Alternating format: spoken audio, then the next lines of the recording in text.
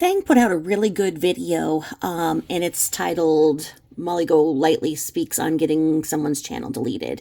And I'm not going to ruin all of that. Please go and subscribe to his channel, and I'll put the link to this whole video in.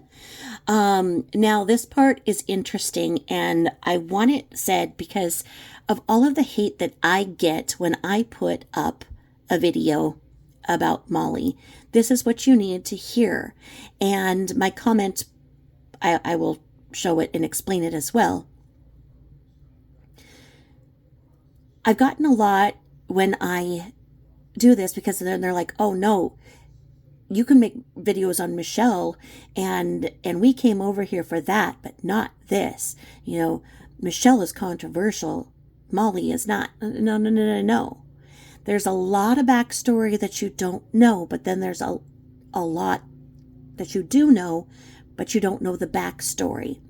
And let's never forget that I've been doing Michelle videos for a very long time. I just wasn't tagging her current channel in them to go back and forth. I say what I say and I do what I do, and nothing that she says is going to change that. I call out the behavior, and the behavior can change, and hopefully that's what some videos will ultimately do for people that are being problematic and dangerous with their behavior. Now, Molly doesn't hide what she does. People have tried to be like her, and they don't understand the concept of what she does. Social media fame comes with a cost. Molly probably knows that better than anybody at this point. Now, when Betty has tried to be like Molly, she can't do it because she doesn't understand that the price you pay for the social media fame and money is a price that may be based and weighed in hate.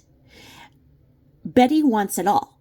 Betty wants the fame, admiration, and all of the money without doing the work and by doing it dishonestly. Molly has a sense of satire to her in her assholish behavior. People don't always catch on to it. It seems like the YouTube community that supports her doesn't understand that there can be that gray area too, where she doesn't take herself as seriously as some of her white knighters do.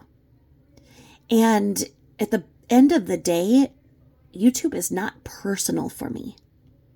The second that something stresses me out or makes me uncomfortable, I walk away and I stay away for hours, days. You've all seen it. I won't let it take it, and that's the truth of it all. Others can't do that. They don't have the self-control and discipline to walk away and take a break. And bottom line, a lot of people are making a lot of money off of saying how they feel unsafe and blah, blah, blah, blah. Now, if you feel unsafe and you feel threatened, take a break and do what you need to do. I think it's ridiculous, the people that make the money on the content and don't understand the price they paid for that money. You can't just get that money and not have any feelings of angst or stress or growth, quite honestly. And people need to consider all of that. If it was that easy, then everybody would be making all the money. Now, I'll always be honest with you and how much money I've made, and you guys can always ask me, and I will show you what I think I'm up to. Am I up to 120 for the whole year total? I will always show you that. I thought I was at 148, but I think that it was because the way that they show how you make per month for this period of time or whatever. But so think it's 120. I still have not made my first YouTube check. They still have not cut a check for me or asked me for my bank information. So that's total for the year. So when you start looking at how much people are making through not just YouTube, but their PayPal, their Venmo, their Cash App, etc., and you add all of that up, whether or not you can see that or not, I don't know. But that's what I'm talking about in being honest. And I will always show you all of those figures. All you have to do is ask. But 9 times out of 10, I will tell you first. I want everybody to know what is in the backstory. That's why they call me Backstory Tabby. So, without further ado, here, listen to this. So listen to the whole interview, because this interview is a good one. And it talks about how there is a certain channel that she took down. And the reason why, she says, is because the channel was all based in hate and lies. And she doesn't have a problem with channels that do cover her, as long as it's not all based on her and all hate and lies. And I think that that's true. There should be a balance in content, so that there's a variety of things that people, once they see something that interests them, there might be something else. I am trying to really be a good steward of that. I feel like my channel is diversified, because I'm kind of diversified. I have a lot of different interests. And again, this isn't personal for me. I call out the behavior, and the person can change that behavior. There's not, I mean, I would sit down, well, I would say for lunch, but I can't really, I have misophonia. I can't stand the way that people make noises and stuff when they chew. So I might sit down with coffee with Molly, just because I want to ask her some questions. I don't know that she would answer on screen necessarily, but you probably all know why I would ask them. But anywho, let's listen. So I'm starting this, and I have this sped up. So I'm starting this at the 4:13 out of 6:09 is where I'm doing this, and I have it sped up, and I will show you where I got this from in just a second. But this is at the end of her talking about the channel that she had deleted, and then it goes from there. So we'll go over here. So is it that people talk about you, or is it that just when they lie, when they go too far? Do you mind if people speak on you in general, they're not lying? Oh, I want people to talk about me. I'm not gonna lie. Wait. I know. You know what? And I can actually say I respect that aspect of you, because of all your friends, you're the only one that would be honest about that. Yeah, a lot of people talked about, and it's crazy. They look. I don't. I'm like, yeah, because if you put out a hate video about me, and you have people that don't know who I am, and you're like, look at this hot mess, look at this fucking mom's gone wild, she's a train wreck, blah blah blah. They're gonna be curious about this lady. They're gonna go find you. Believe that no one is going to really give any time to someone that they hate. There's people that I despise, but the last, like that bitch that I talked about in the Woody, I can't stand that lady, and I'm glad that you gave it. I'm glad you gave it to her. She is out there, but the thing is I know she's out there, and I know she's mental, so I feel bad making fun of someone that's mentally deranged. Oh no, she can kiss my ass. Anyone that tries to use me as a weapon. She is insane, and she does the meanest, cruelest things to people. What I'm seeing, just her trying to direct me to do it, that was enough for me. Tell me about that. We will say Robbie. Robbie's like, oh my God, you gotta watch this. I was like, oh God, this one again? And he goes, no, Marissa. Oh my God. He was like, the ex-boys in my good graces. I love him. He told me, own that bitch. And Hi, I work for Lumi Deodorant. That's what's going on. We're going to an ad. Special deal just for you. Stick around to the end of this video to find out what it is. YouTube only. It took a gynecologist to crack the code on Albio. Take a piece of... Tell me that you love me. Tell me it was worth it. Tell me that you love me. Tell me it was worth it. All the pain you caused me.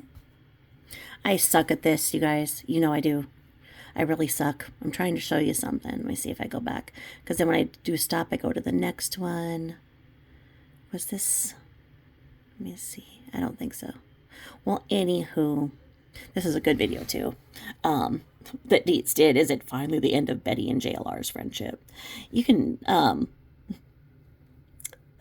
get a benefit out of both of these videos that I accidentally just popped on. Let me see if it'll show where I just was. Because they want their cut. No, he said they'd love to give Jenna Marbles her own show, but they won't give up their YouTube channels. But they too much money. Now, this is back before that guy, what was his name? Logan Paul did that dead body in the thing. He screwed over a lot of YouTube channels. As far I believe so. You can tell. he got Coca-Cola, Walmart, all the big ones all pulled out, and look at him. He's still making gajillions of dollars, and boxing and his Lamborghini. I will never be that big, and I'm okay with that. I think that once you hit 7,000 followers, that's when it starts getting really crazy, and that's when you start feeling a little uncomfortable. But the more subscribers that you have, the more pressure I believe there is. You think so? I think so. Yeah. What's I guess pressuring about it? What the hell? Exactly. Oh, next. Just do your thing. That's what I've been doing. But imagine being a niche channel. And if you are a niche channel, you will grow, but not drama. Drama is one little section in a little corner, and that is what stalled me. Some people used to say, yeah, drama's where the money's at. Not really, because YouTube's really cracking down on specific things. And I knew that because I always read the things that they send to me, and they tell us about things that we're not supposed to talk about. The terms of service. Like we're not allowed to talk about the. And that's true. If you do start reading the things that they come out with, okay, so for a while there was, I don't know if she was the vice president or president, whatever. But she really was, she had very, very much a no profanity clause. And in our world, real world talk, profanity is a reality. If you tell somebody they can't swear around you, you're going to have a very uncomfortable conversation. Now, that's not to say that, in certain areas and whatnot, of course you do not swear in a courtroom, et cetera, et cetera. But when testimony is read about what the people really said and, emotions were high and whatnot, yes, there's going to be profanity. And when somebody's comfortable with you and back and forth, and it seemed like when she was unseated, then that's where the profanity became not necessarily a strike against you, but you can't have it in certain areas of your video. But it seems like my videos are still getting I'm still getting very much limited ads, and anything I do about a certain person I just send through because I know it's going to get reported. So maybe if they've already looked at it, then on there, and they'll see that it's being reported out of just spite. But that's the thing here, is that the people who try to be like Molly and hang with Molly and be in her little circle, that then try to strike down any channel that speaks about them, or say that any channel that speaks about them is stalking them, harassing them, calling the FBI hotline on them, is ridiculous. Like she says, don't look. When people send me things that, so-and-so said about me and so-and-so said, I don't look. I spoke about them, so of course they're going to speak about me. So what? It is what it is. Unless it's a direct threat that is worthy of me calling my local law enforcement, I don't want to know. I don't care. I am focused on my channel and creating my content. And that's where people should be focused on their own. And that's that. So, I got that. Oh gosh, it shows how dusty my keyboard is. Sorry about that. So this is the channel of Real Talk with BXB Beast Boy. Go ahead and subscribe. I'm going to go ahead and subscribe. I liked the way that he conducted this interview. And I'm going to show my content here, which basically sums up what I said. So what I said here is, I said, great interview. I said, the thing is that some people do not understand that YouTube is not personal to most of us. As creators, we are showing and telling a story with our unique viewpoint. Our viewpoint may be shaped by behavior that is problematic, but it is the behavior, not the person. The behavior can be changed, and sometimes bringing awareness to that behavior is what it takes to bring about change. I said, I get so much hate for doing any Molly videos, and mine are not hateful. The few I have done of her are based in satire over ridiculous behavior. But people don't understand satire. I would love the opportunity to ask MGL some questions as you did, as she understands the business end of what she has done. And social media fame has a price tag. As you know, probably from the content that I've done, I would like to ask her more direct questions about what went down with the Rusiks, Shanann's family, because of the money and the pictures that I'm not going to go into it, but I would like to talk to her privately about that one of these days. But I'm not a subscriber. Well, she's not on this platform anymore, and I don't go to the other platform. I wonder what the other platform is like. I don't know. I think I'm staying on YouTube. So anyway, that's my story. I'm sticking to it. Go ahead and like and subscribe too. I'm going to go over here. I'm going to like it too, because I'm not going to tell you guys to do anything I don't do. Right? Right. I like this video. There we go. Okay. I will talk to you later. Thanks for listening. Bye-bye.